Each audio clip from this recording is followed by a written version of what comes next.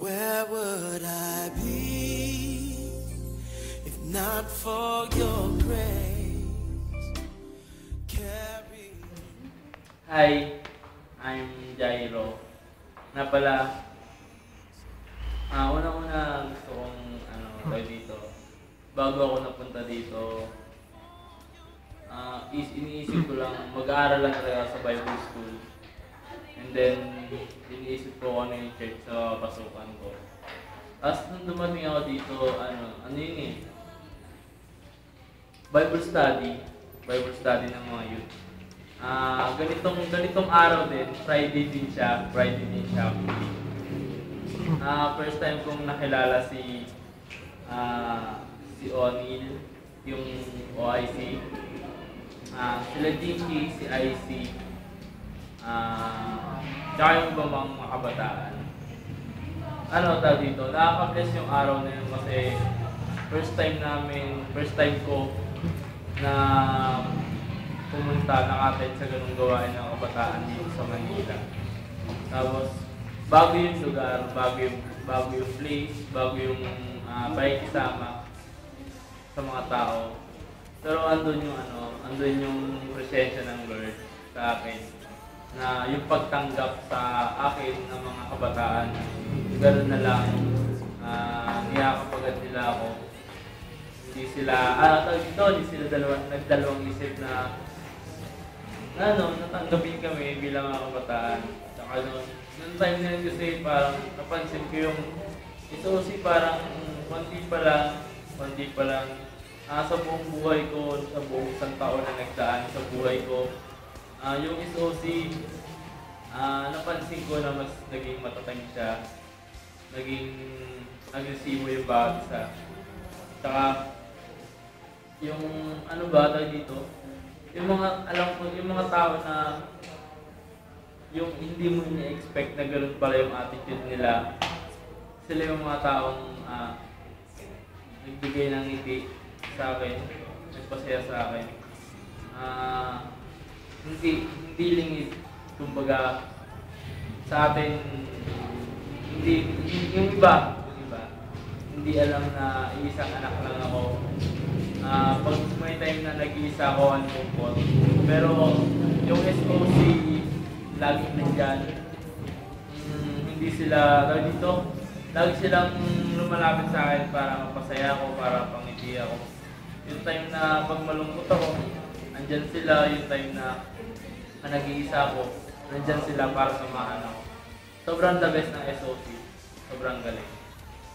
And then, I just wanna thank you, unang-una sa Panginoon at pangalawa sa SOC family. Kasi, nagpapasalamat ako, unang-una, dahil sa buhay ng bawat isa ng mga SOC na patuloy na naglilingkod sa Panginoon.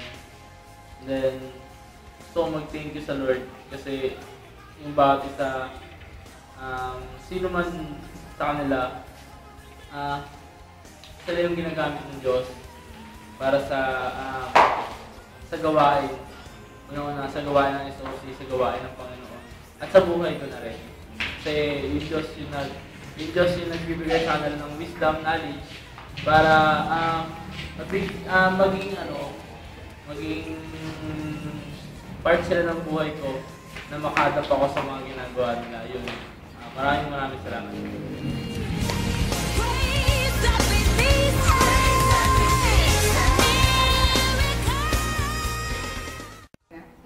Hi guys, my name is Keith. I'm 21 years old. And, well, siguro masabi ko, ako yung pinakamatagal sa SOC as far as I can remember. Because since the time I start ang SOC, which is early 2000, if I can remember, nandito na ako. And I was the youngest sa kanila na lahat nun. Ako yung bunso. Well, sa ngayon, parang ako nata pinakamatanda. Well, ayun, and SOC has been so great through the years. With ups and downs. I could not forget the first time na I joined the SOC. It was with Mami Tin. Siya pa yung youth leader namin. And bilang bunso, I feel so blessed to be a part of a group na feeling ko sobrang mature noon. Pero, ewan ko lang. Sobrang saya kasi they never left me feeling na hindi ako belong sa kanila. And ang dami kong na-discover about myself kasi ako nag-start pa lang ako bilang teenager and sila noon ay nasa mid-teen ages or young adults na sila ng time na yun. So, sobrang blessed. Marami nang naging leaders ng SOC. Nawala, bumalik. Events, ano pa ba? Mga ministries na naging instrumento ang SOC para maging fruitful ang mga ministries sa church na ito. And I was so blessed talaga na naging, and I am still blessed na naging part ako ng mga panahon na yun. For a while, ang daming nawala, ang daming bumalik, ang daming hindi na bumalik, maraming natagpuan ulit yung sarili nila sa Panginoon, maraming natagpuan ang sarili nila sa makamundong pamumuhay. At ako'y lubos na nagagalak na natagpuan ko yung sarili ko na nasa Panginoon. At sobrang saya talaga sa Diyos. Wala akong magiging pa. Nawala ako for a while kasi kailangan kong magtrabaho. Kailangan kong i-improve yung way of living ko kasi naging stagnant ako sa ibang aspeto ng buhay ko. Well, spiritually, ang dami kong ups and downs, pero alam mo yun, talagang si Lord, hindi kanya pagpabayang mapawali sa kanya ng matagal.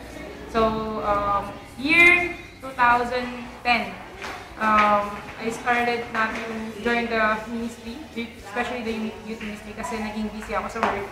And unfortunately, naging dahilan din yun para na instrumento ni Satan para talagang mag-fall back ako sa spiritual life ko.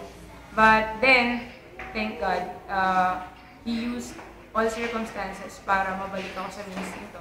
And then, 2011, May 2011, last year, I found myself here again sa youth ministry. And yun, ang daming bagong mukha. Well, actually, hindi bagong mukha kasi nakikita ko na sila dati sa SCP. I was a former recipient ng Compassion Ministry. And itong mga batang to, nung nag-start ako, sobrang bata pa nila. Preschool or early elementary. So, proud akong sabihin na yung growth ng mga batang to ay nakita ko na. And nakita ko naman na magpapasalamat ako sa Lord na hindi sila nawala sa church na ito. And I'm so glad na hindi sila standing here as one of the leaders. Si Onel, siya ang nag-instrumento, which is sobrang tagal ko na yung kilala ng bata pa kami. And I hope na si Paul, and sana rin bumalik na yung sila Hannah, yan, sila Kuya John, sila Ate Jex, namimiss na namin kayo. And sana talaga magsama-sama tayong lahat sa end ng teenage life kasi alam ko na mag-move forward lahat ng young professionals sa pagiging elder ng church. And I do hope na ang mga kabataan na natitira ay mag-step up para maging future leaders ng ministry nito. Yun lang. Maraming salamat. Bye! My one desire is to worship you. Hello. I'm Timothy. I'm 23 years old na po ako. And,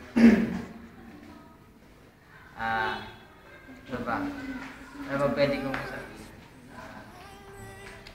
Simula nang nakarating po ako ng Manila and nag-aaral po ako ng Bible School at nakilala ko po ang SOC and naging part ako na to.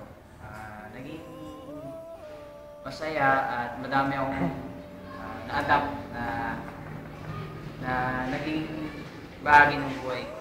And ang saya talaga na maging part ng SOC dahil bukod sa enjoy, mas napalakas ko pa yung spiritual stand ko dun sa mga kasama ko.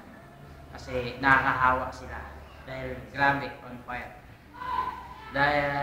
Pero dati, nung una ko silang makasama at makilala, parang nagkakayaan pa. Pero, yun nga, may natuklasan akong bagong mga kaibigan, bagong mga masasandalan.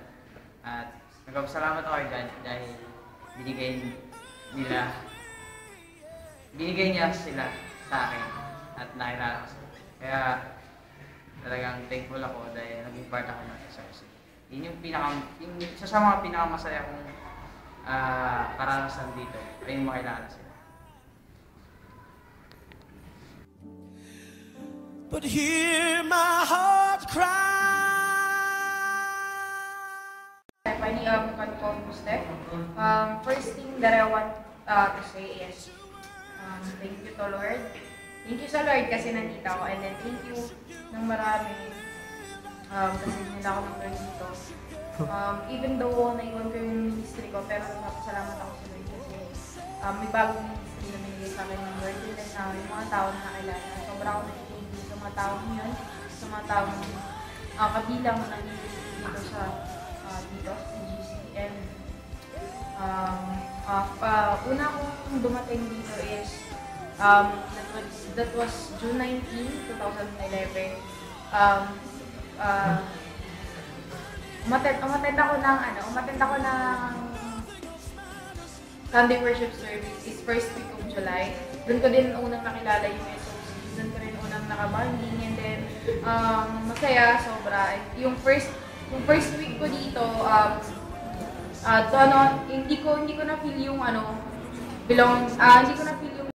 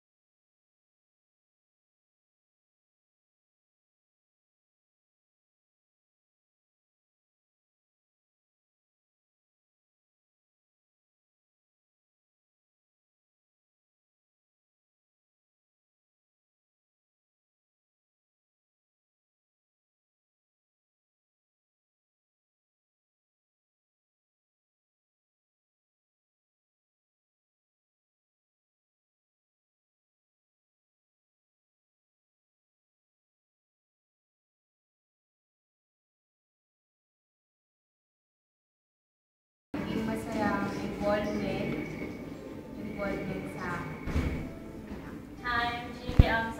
Sobrang blessed. Thank you kay Lord na naging part ng SOC Fam. Yun. Super saya. Sana may marami pa malala. Hello, what's up? Jamie is the name. Nagpapasalamat ako kasi nasali nga ako rito sa SOC. Tsaka magmula nung na wala ako, tapos bumalik ako, open pa rin, welcome pa rin ako rito. Salamat pala. Hi! It's Kim here, Jetro here. I'm a newcomer here and I'm glad to be here. That's all. Hi, I'm Kim. Thank you kay Lord kasi naging part ako ng SOC Fam. Hi, I'm Anslin. I'm so very blessed that I'm part of the SOC family. Thankful kay Lord kasi maraming nakilala ng mga friends, ganyan, mga kuya. Thankful talaga kay Lord at papasalamat ako sa mga blessings sa SOC. Thankful kasi naging part ako nito. Bye!